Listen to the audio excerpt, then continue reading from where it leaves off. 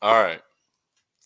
New series that I've wanted to do for a while here. It's going to be called Outlier of the Week. So there are people in humanity that are just exceptionally way more successful than your average person. They're an outlier. A statistical outlier is something that's just way off the charts, right? So I want to emphasize that outlier is not always like pure talent or pure genetics or pure luck. It's a lot of times a really good opportunity at a really good timing, but also this person took the steps that they needed to get to where they were. And so I want to make it known that it is possible to achieve massive levels of success, but I want to put that out in front of people and so that you are able to see the steps of people who are really successful and then follow them and try to emulate that because we all want to be successful. We all want to be rich, right? We all want to live in abundance.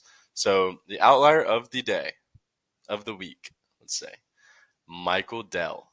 So you're probably thinking Dell, like Dell Computers? Yes, exactly. This guy, when I read about his story, I was freaking blown away. 10th richest person in the world with $124 billion net worth. That's crazy. Clearly an outlier, right? That is more probably than a lot of countries' GDP, gross domestic product. Like the total economic output, this one guy is responsible for more than that. And so I want to see how he got so successful. So let's do it. Emphasis right here, dropped out. So, all right, so he's born in Houston to a Jewish family. His mother was a stockbroker and his father was an orthodontist. Interesting. So, clearly, very, very educated family that he comes from.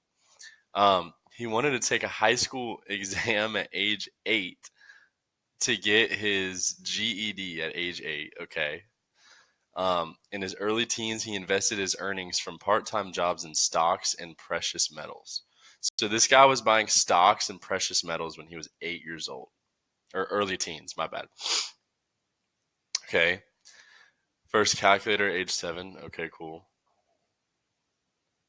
He encountered an early teleprinter. Okay. Here's where it gets good. At age 15, after playing with computers at Radio Shack, he got his first computer, an Apple II. Wow. Look at that thing. Which he promptly disassembled to see how it worked. So I want to emphasize this right here. I want to highlight this. These really, really successful people are naturally curious and they're able to be in an environment where they can naturally explore their curiosity. That is so key. Okay. So, like, it's good for kids to be bored because they're going to get into random things and they're going to, they're going to find super interesting things that the average person might not see. No adult is going to take apart a computer just to see how it worked, but a curious kid is. And this is what is like, he was obsessive over this, I'm sure of it.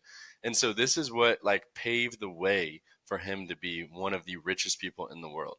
So he was selling newspaper subscriptions in the summer. So I'm sure he was doing door to door sales. His parents wanted him to be a doctor, so he was a pre med major. Um, so listen to this. He continued learning to target specific populations for newspaper subscriptions rather than just making cold calls. He discovered that people who were most likely to get a subscription were newlyweds and people moving to a new home. So this guy was thinking outside of the box. He was like, cold calls suck, which we all know they do. He was like, there's got to be some group of people and some trend. And he just experimented and he tried and he tried and he discovered that newlyweds and new home people were likely to buy. And so then he collected all of this information from public records, sent direct mail, and earned 18K in 1 year. Then he hired several employees. After earning a gross profit of nearly 200,000 in his first year of business, he dropped out of college at the age of Texas. That or at the age of 19, dropped out of UT at age 19. Like, guys, I want to emphasize here that he was not scrolling. He was not getting drunk. He wasn't smoking weed. He wasn't banging girls. He wasn't Snapchatting girls. He wasn't looking at Addison Rae and Sophie Rain on TikTok. Okay. Like, he was a genius, and he was an experimenter. He was a tinkerer. And clearly he had an amazing, amazing head start in life coming from a family of a stockbroker and an orthodontist. And Jewish families are known for being very financially literate. So clearly, like, he was buying stocks and precious metals at a young age. But the point is that we need to educate our children in financial literacy. The school system does not teach financial literacy because it needs you to be broke and dependent on the system.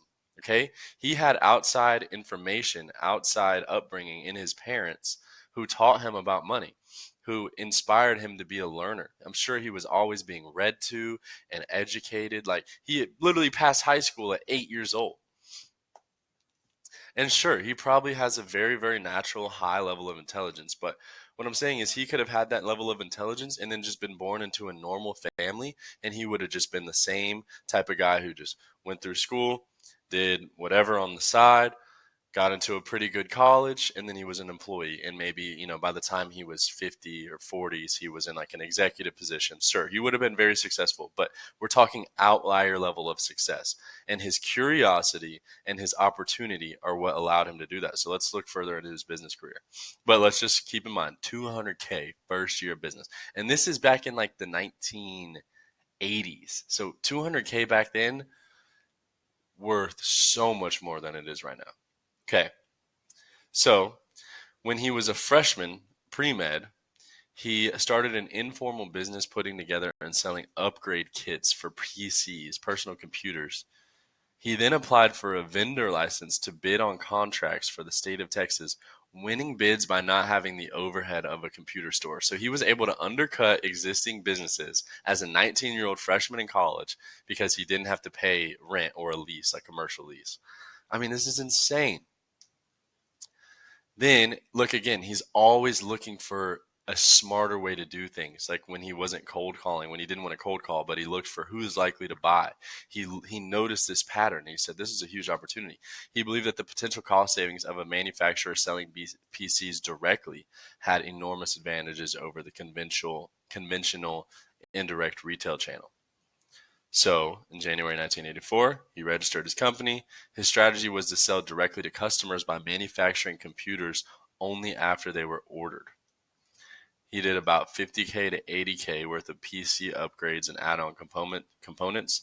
In May, he incorporated as Dell Computer Corporation, relocated. He had a few people taking orders, a few people to fill the orders, and as he recalled, a manufacturing staff consisting of 3 guys with screwdrivers sitting at 6-foot tables. Wow. The venture's capitalization cost was 1,000. I don't know what that means. What is capitalization cost? Expenses that are added to a company's balance sheet as an asset instead of being expensed. What does that mean?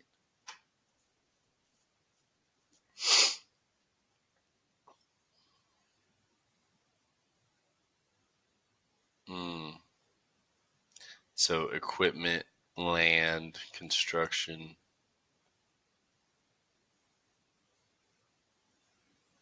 Okay. It's an accounting term. And that is also important. You guys will notice that so many people who are rich started off as an accountant. Not like a nerd spreadsheet accountant, but learning accounting because accounting is the language of business. So that's another thing that you guys might want to look into. Accounting. It's pretty fire. It's just math. It's all math. Business is all math. Sales is a numbers game. Math, math, math. If you are scared of math, or if you're in school and you're like, math, ew, I don't want to do math. The world is built on math. Physics, computers, business, everything that you care about is mathematics. So get over yourself. Math is cool. It can be. Okay. When you're running up billions, math is cool. All right. And then he was mentored by some guy. I'm sure that's a pivotal part, but it doesn't really tell us much about him.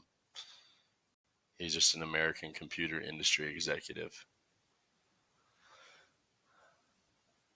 I'm sure he was a G, though. Here's the crazy part.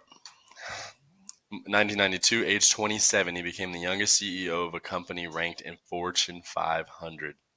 Wow. 27 years old, Fortune 500. He started selling computers over the web, Dell.com, and he started selling servers. Oh my gosh.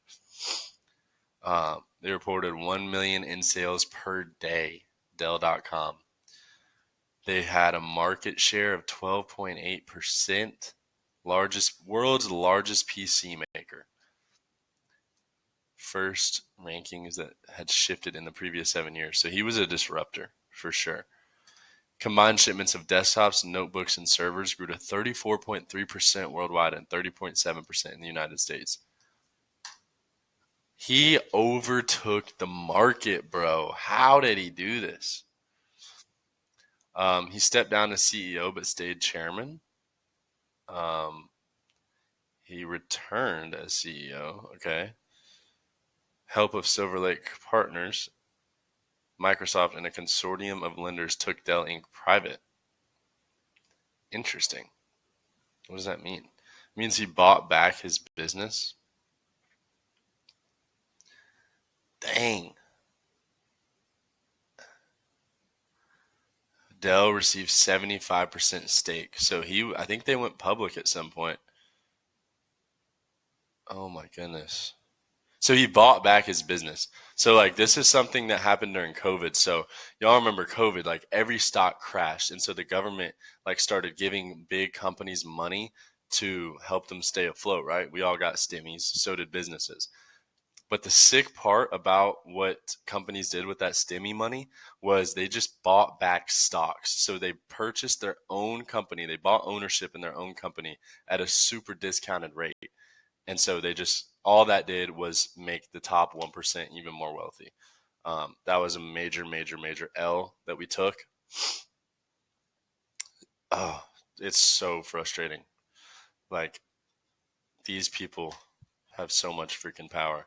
So that's interesting though. So he bought back his own company for 25 billion to get 75% owner. Then they acquired EMC. Wow.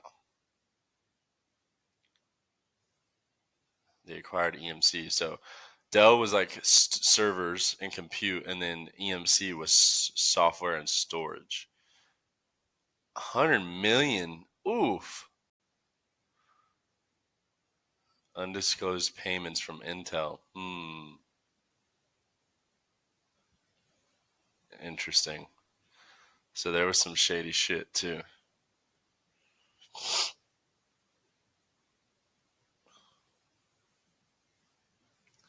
Anyway, so he also owns 50% of VMware. Didn't even get into that. Or 40% in VMware, which just got acquired for somewhere around 60 billion, I think. Wow. Well, Michael Dell. This is your guy, one of the top 10 richest people in the world. Dropped out of college, started selling computers.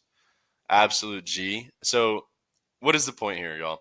The point is that he was a go getter from day one. He was not a lazy kid playing video games. He wasn't scrolling on Instagram. He was, yes, extremely intelligent, had a great head start in life, but he also took the steps necessary. There are plenty of kids who have head starts and have rich parents, and they are just the biggest Chad douchebags on the planet, right? We all can think of somebody who's like that. So I'm proud of this guy for taking his opportunity that he was given, taking the hand he was dealt, and multiplying it. That is what we are supposed to do. Go forth and multiply. That is what we're supposed to do. So, good job to this guy. 120 something billion dollars. His family is clearly set for L. Um, but yeah, good video. Outlier of the week. We're going to do more of these. So, let me know what y'all think.